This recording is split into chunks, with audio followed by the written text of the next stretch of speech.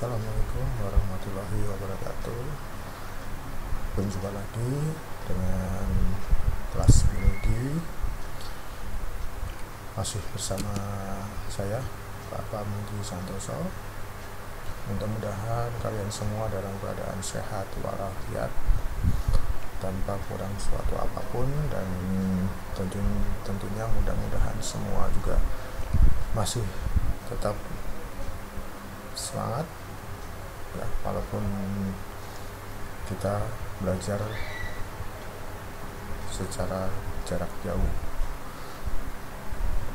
Baik, untuk materi kita yang akan kita pelajari ini adalah tentang metabolisme dan enzim.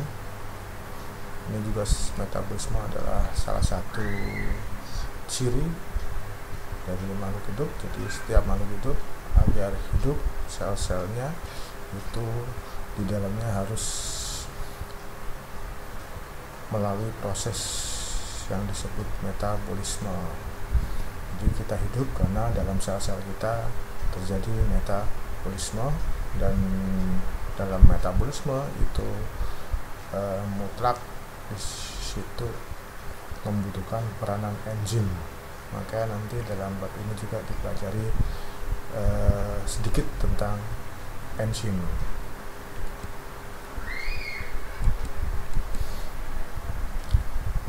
Adapun kompetensi dasar untuk metabolisme dan enzim ini ada di KD 3.2. Kamu harus bisa menjelaskan proses metabolisme sebagai reaksi enzimatis dalam makhluk hidup. Kemudian di KD 4.2, kalian diharapkan dapat menyusun laporan hasil percobaan tentang mekanisme kerja enzim, fotosintesis, dan respirasi anaerob. Nah, ini mudah-mudahan nanti kita beberapa minggu depan mungkin kita sudah bisa tatap muka, sehingga kita bisa melakukan eksperimen tentang enzim. Kalau tidak, ya nanti akan saya coba untuk menyusun praktik sederhana yang bisa kalian dikerjakan di rumah kalian masing-masing. Baik, kita masuki materi kita. Yang pertama adalah metabolisme. Jadi ini hal yang baru, istilah yang sudah mungkin kalau dengar, mungkin sering mendengar istilah metabolisme, tapi untuk mendefinisikan mungkin kemarin kamu belum tahu apa itu metabolisme. Ternyata metabolisme itu adalah, singkat saja, yaitu reaksi kimia yang berlangsung di dalam sel-sel tubuh makhluk hidup. Jadi di sini adalah reaksi kimia, tapi yang terjadi dalam sel-sel tubuh makhluk hidup. Ya, jadi di sini nanti akan beririsan kita dengan mata pelajaran kimia. Ya, banyak sekali nanti reaksi-reaksi kimia yang harus kalian pahami. Ya. Untuk reaksi kimia yang terjadi dalam tubuh kita, misalkan ada respirasi. Respirasi nanti ada yang aerob, ada anaerob, kemudian ada fotosintesis, ya, reaksi kimia yang terjadi dalam tubuh tumbuhan. Nah, ini contohnya ya, ada respirasi, fermentasi itu adalah respirasi juga, ya, tapi dengan bantuan mikroorganisme atau respirasi yang dilakukan oleh mikroorganisme fermentasi. Kemudian ada fotosintesis, ini adalah reaksi pembentukan makanan, sintesis karbohidrat yang dilakukan oleh tumbuhan. Kemudian ada kemosintesis. Kemosintesis ini juga adalah reaksi pembentukan penyusunan bahan makanan, ya, yang dilakukan oleh beberapa spesies bakteri. Ya, kalau fotosintesis energinya menggunakan cahaya, kalau kemosintesis itu energinya dari hasil reaksi kimia, maka disebut kemosintesis. Itu kurang lebih ya materi yang akan kita pelajari dalam metabolisme. ya. Jadi tolong disimak secara baik-baik ya, santai tapi serius. Jenis-jenis metabolisme ya. Metabolisme dapat dibagi menjadi dua jenis, ada anabolisme ya, nanti ada satu lagi katabolisme.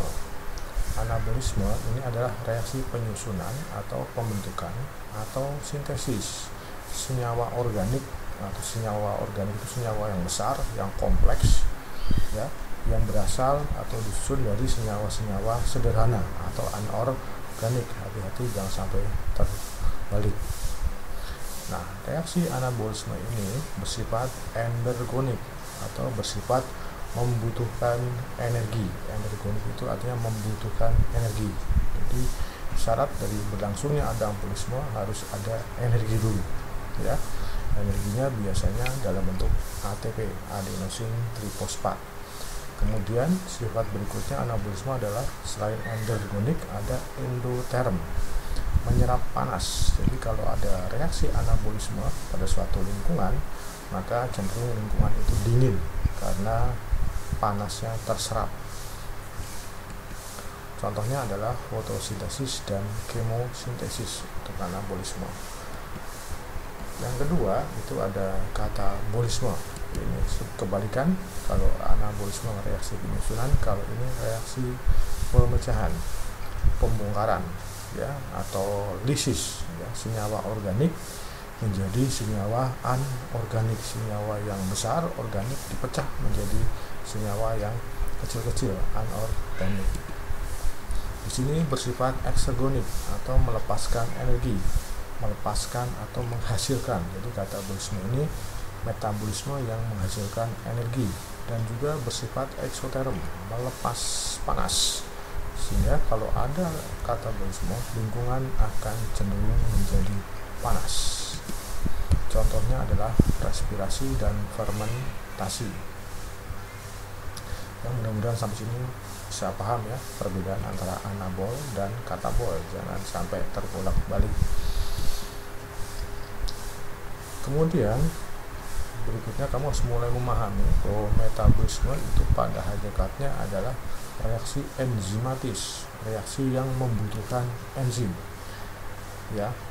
Jadi metabolisme itu reaksi yang mutlak membutuhkan enzim. Hampir tidak mungkin metabolisme berlangsung tanpa enzim, karena tubuh kita membutuhkan reaksi kimia secara cepat ya. Dan untuk mempercepat reaksi dalam tubuh kita itu harus ada katalisator pemercepat, yaitu enzim ya. Mungkin kalau reaksi-reaksi di luar tubuh ya, dalam reaksi kimia biasanya untuk pemercepat itu atau katalisator biasanya menggunakan sengatan listrik atau apa. Tapi kalau dalam tubuh kita itu ada enzim yang bisa memacu ya terjadinya proses reaksi kimia ya. Reaksi kimia yang tanpa enzim bisa memakan waktu lama, tapi dengan hadirnya enzim itu bisa berlangsung sangat-sangat cepat ya. Gula, misalkan gula glukosa tanpa enzim itu bisa menjadi energi, dipecah ya, tapi butuh waktu lebih dari 50 tahun. Tapi dengan adanya enzim, gula dipecah menjadi energi itu hanya memerlukan waktu sekian detik.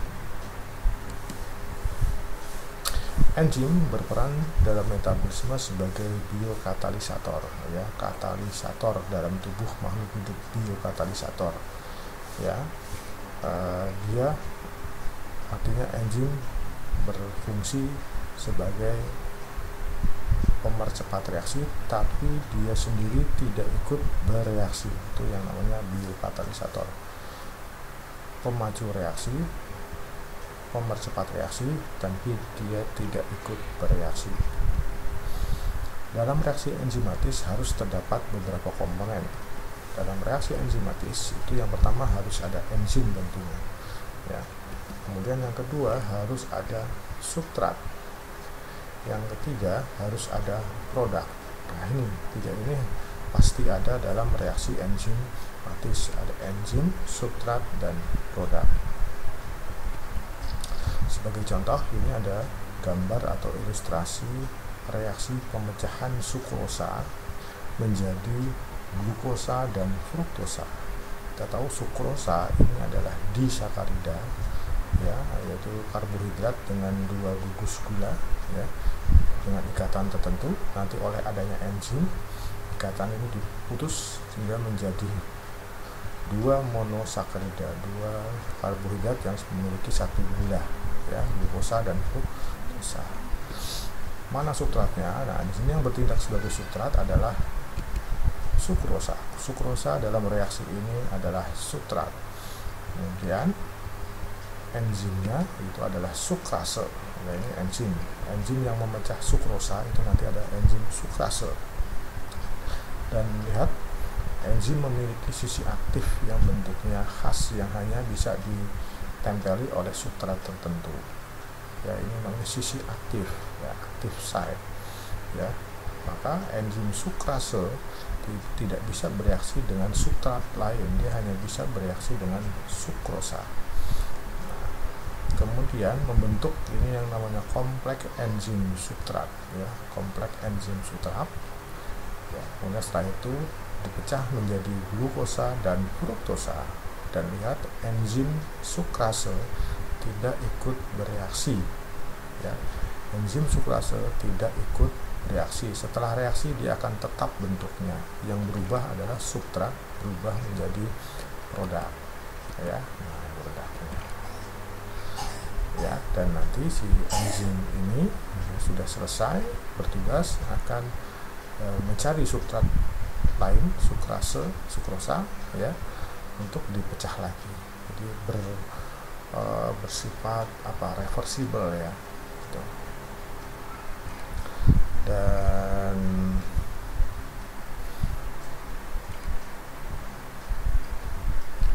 enzim dibutuhkan dalam jumlah sedikit dalam suatu reaksi, ya, karena seperti ini, dia setelah selesai bereaksi dia akan kembali lagi ke bentuk semula dan memulai lagi reaksi awal lagi, ya. Jadi sekali lagi, dalam reaksi enzimatis metabolisme itu harus ada substrat, enzim, dan produk, ya. Baik, enzim, kita masuk ke enzim, ya. Enzim itu apa? Enzim yang lengkap yang bisa bekerja itu disebut dengan istilah holoenzim. Ini adalah istilah enzim yang strukturnya lengkap, holoenzim. Holoenzim itu terdiri dari 2 bagian. Di enzim itu terdiri dari 2 bagian. Ada bagian protein yang disebut apoenzim, ada bagian non protein yang disebut kofaktor, ya. Apoenzim tanpa kofaktor, ya, memang bagian besar dari struktur enzim, ya. Struktur enzim terbesar adalah apoenzim, ya. Ini besar sekali strukturnya, dan kofaktor itu hanya kecil saja, nempel saja pada enzim, pada apoenzim. Tapi apoenzim tidak bisa bekerja, ya, mengaktifkan enzim tanpa adanya kofaktor, ya. Sering misalkan enzim pelambung itu ada yang disebut pepsin, tapi sebelum aktif disebut pepsinogen. Nah, itu pepsinogen, enzim yang belum aktif atau pepsin yang belum aktif itu karena strukturnya hanya terdiri atas apoenzim saja tanpa dilengkapi oleh kofaktor. Nanti setelah dilengkapi oleh kofaktor baru kemudian enzim itu bisa aktif, ya. Pepsinogen baru berubah menjadi pepsin, baru bisa menghancurkan protein menjadi pepton. Nah, seperti itu. Jadi sekali kofaktor walaupun kecil tapi fungsinya vital bagi enzim. Nah, kofaktor itu ada 2 macam. Bagian non protein ada 2 jenis. Ada yang disebut koenzim, ya, dan ada berjenis gugus prostetik, ya. Koenzim apabila bagian non proteinnya ini berupa bahan organik, misalkan vitamin, ya. Vitamin-vitamin yang kita konsumsi itu banyak yang berfungsi untuk memperlancar metabolisme, itu karena peranannya sebagai koenzim. ya. Kemudian ada senyawa, beberapa senyawa tertentu, misalkan ada NAD, ya, FAD, itu juga kofaktor yang berupa bahan organik atau koenzim. Kemudian ada gugus prostetik, ini biasanya bagian non protein enzim yang berasal dari beberapa unsur logam, misalkan zat besi, ada magnesium, itu banyak yang bertindak sebagai gugus prostetik enzim. Demikian ya tentang struktur enzim seperti ini apoenzimnya, ini apoenzim besar bagian protein, dan ini koenzim ya, misalkan ini gambarnya koenzim, berarti ini kofaktornya ya, kofaktor ya.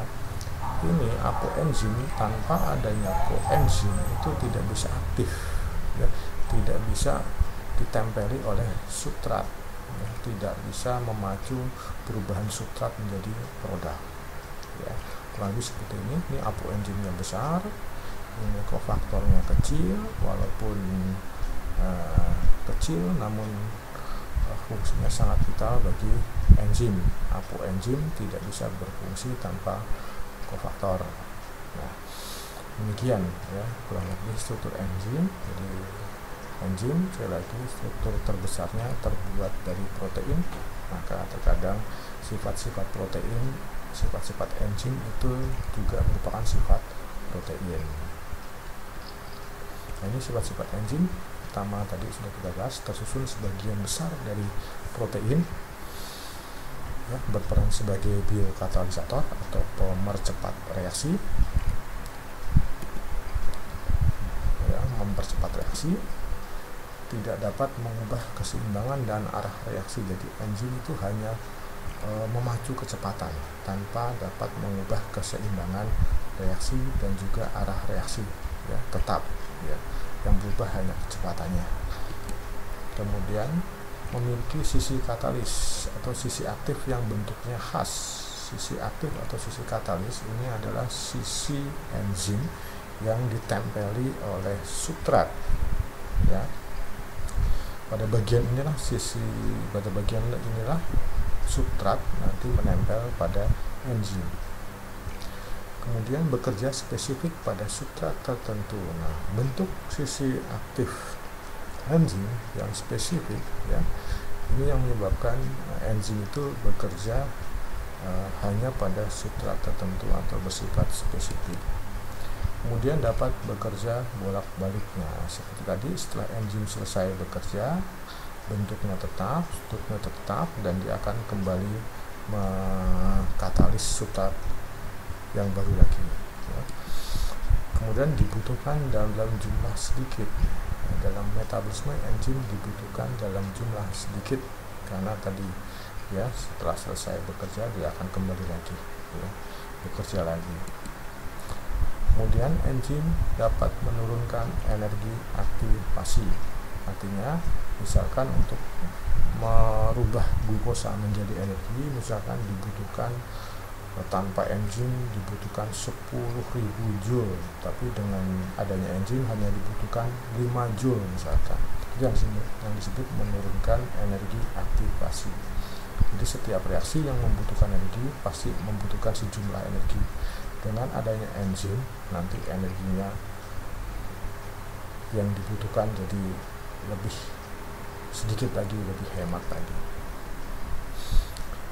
Bekerja optimal pada kisaran suhu dan pH tertentu. Jadi enzim itu tadi kita singgung strukturnya terbuat dari protein, maka sifat-sifatnya kurang lebih juga sama dengan protein. Jadi protein itu kalau terkena panas itu dia akan rusak, tapi kalau terkena suhu dingin dia tidak aktif ya. Begitu juga kalau pH ya, pada pH rendah atau pH tinggi itu bisa merusak protein, maka enzim pun demikian. Enzim itu sangat dipengaruhi oleh pH ya, atau derajat keasaman. Misalkan kalau untuk suhu, misalkan kamu bisa uji telur itu adalah protein. Kalau kalian panaskan, rebus, tadinya cair menjadi menggumpal, enzim pun sama. Ketika pada suhu tinggi, maka enzim itu akan menggumpal atau dikatakan mengalami denaturasi, tidak dapat bekerja struktur primernya rusak. Kemudian pada bukti bahwa enzim juga dipengaruhi oleh pH, itu misalkan susu ya, itu kan kandungan proteinnya tinggi, coba kamu teteskan dengan jeruk, misalkan jeruk nipis yang pH-nya asam, maka akan susu itu akan menggumpal, dan kalau sudah menggumpal maka dikatakan enzim tidak bisa bekerja. Demikian sifat-sifat enzim yang harus kamu pahami ya.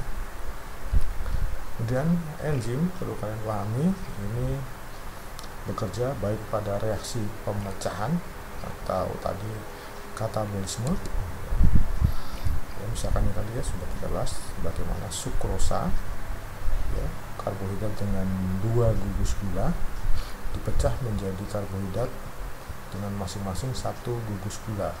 Ini sukrosa ini adalah disakarida dipecah menjadi 2 monosakarida, yaitu glukosa dan fruktosa ya, oleh enzim sukrase ya.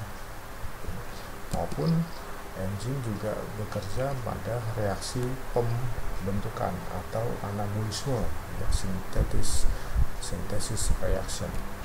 Nah, misalkan seperti ini ya, ini ada enzim, kemudian ada 2 substrat dengan struktur yang kecil atau sederhana, kemudian masuk ke sisi aktif enzim jadi seperti ini, kemudian digabungkan menjadi senyawa yang lebih besar ya. Ini ilustrasi untuk enzim pada reaksi pembentukan, bagaimana enzim itu bekerja ya. Sekali lagi, enzim bentuknya setelah, sebelum, dan setelah reaksi tidak berubah karena dia adalah biokatalisator. Cara kerja enzim ini atau biasa disebut juga bagaimana hubungan enzim dengan substrat. Ada beberapa teori ya cara kerja enzim. Ada yang mengatakan teori lock and key ya, ada juga teori Indus-Sweet. Ada 2 teori yang menggambarkan bagaimana cara kerja enzim, bagaimana hubungan enzim dengan substrat. Sekali lagi ada 2 teori, lock and key, gembok dan anak kuncinya, sama teori Indus-Sweet atau kecocokan terinduksi. Lock and key itu mengatakan bahwa sisi aktif enzim itu bentuknya tetap tidak berubah ya, dan hanya bisa ditempeli oleh substrat ya, hanya bisa ditempeli oleh substrat dengan yang bentuknya sesuai ya, seperti gembok sama anak kuncinya. Ini gembok, ini anak kuncinya ya, kalau nggak cocok nggak bisa masuk ya. Nah, ini kemudian substrat berubah menjadi produk ya. Ini lock and key ya. Sekali lagi, lock and key, sisi aktif enzim bersifat tetap, kaku, tidak dapat berubah. Berbeda dengan teori yang kedua, teori yang saat ini berkembang dan dipercaya oleh banyak ahli. Sebetulnya cara kerja enzim itu seperti ini, Indus-Sweet atau kecocokan yang terinduksi ya. Ini enzim ya. Kemudian ini substratnya ya, kelihatannya bentuk substrat dan bentuk sisi aktif enzim tidak sesuai, tapi ternyata ada kenyataannya nanti bentuk sisi aktif enzim itu bisa berubah ya. Jadi bentuk sisi aktif enzim berubah menyesuaikan dengan bentuk substratnya, sehingga substrat bisa menempel pada sisi aktif enzim, tapi tetap bersifat spesifik, tidak bisa sembarang perubahannya ya. Enzim ini berubahnya hanya seperti ini ya. Sehingga prinsip dari spesifikasi enzim dengan substrat tetap berlaku ya, bukan berarti sisi aktif enzim berubah nanti bisa ditempeli oleh sembarang substrat, tetap ya spesifikasi enzim dengan substrat tetap diperhatikan. Nah, ini kemudian nanti substrat berubah menjadi produk ya. Nah, itu cara kerja enzim atau hubungan enzim dengan substrat.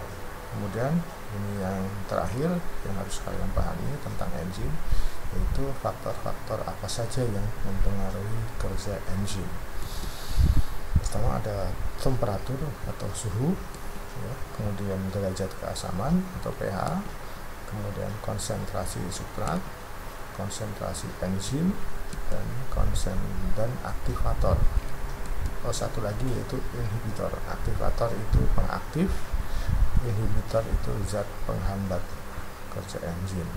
Ya, ada 6 faktor yang dapat mempengaruhi kerja enzim dalam mempercepat reaksi. Ya. Nah, bagaimana pengaruh temperatur bisa dilihat di grafik ini. Ya, secara umum enzim itu semakin naik suhu, ya. Jadi ini sumbu X ini adalah temperatur, sedangkan sumbu Y adalah kecepatan reaksi. Semakin naik suhu, kecepatan reaksi makin naik, artinya enzim makin bekerja optimal. Ya, pada titik tertentu di sini misalkan pada suhu kurang lebih 40-an derajat, ya, nanti enzim sudah mulai tidak optimal lagi, struktur proteinnya sudah mulai rusak atau mengalami denaturasi, ya, sehingga kecepatan reaksi juga ditunjukkan dengan kecepatan reaksi mulai menurun. Ya, rata-rata kalau enzim itu biasanya rusak menurun, ya, pada suhu antara 50 sampai 60 derajat itu langsung turun drastis, ya, karena struktur primer dari enzim itu rusak, mengalami denaturasi. Ini pengaruh temperatur. Kemudian bagaimana pengaruh pH? Kurang lebih sama, ya. Semakin naik pH, kecepatan reaksi yang dipacu oleh enzim makin naik, tapi pada pH tertentu akan turun, ya. Ini contohnya enzim pepsin, ya, itu optimal pada pH antara 2 dan 3. Nah, setelah itu pepsin akan cenderung turun, ya, bekerjanya, ya. Dan kalau kita lihat pepsin ini berarti bekerja pada pH asam, ya, atau pH rendah. Ini karena pepsin ini ada di dalam lambung.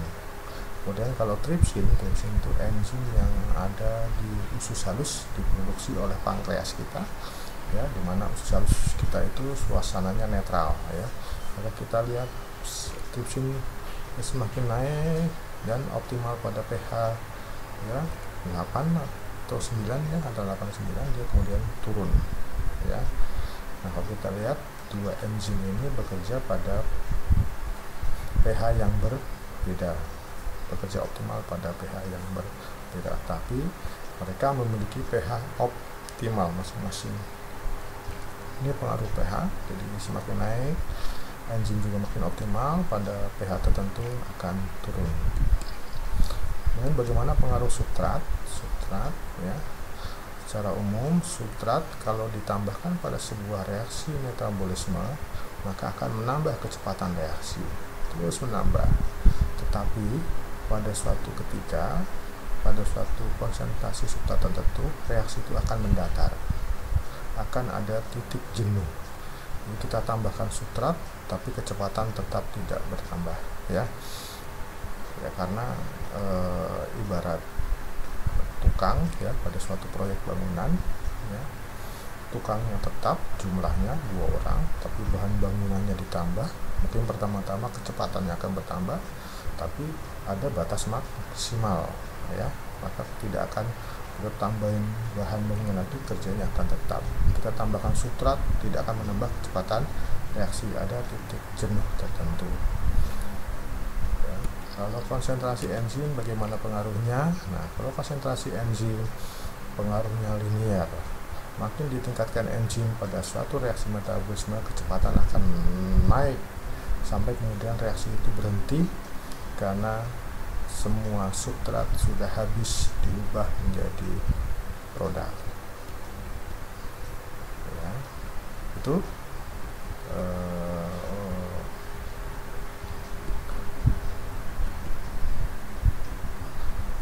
untuk aktivator, ya, kurang lebih sama dengan enzim, ya. Jadi grafiknya linear untuk aktivator karena dia adalah pengaktif enzim. Kalau inhibitor berarti dia penghambat, makin ditambahkan maka kecepatan akan makin menurun. Demikian faktor-faktor yang mempengaruhi perjalanan enzim. Mudah-mudahan bisa dipahami dengan baik materi kita hari ini tentang metabolisme dan enzim. Ya.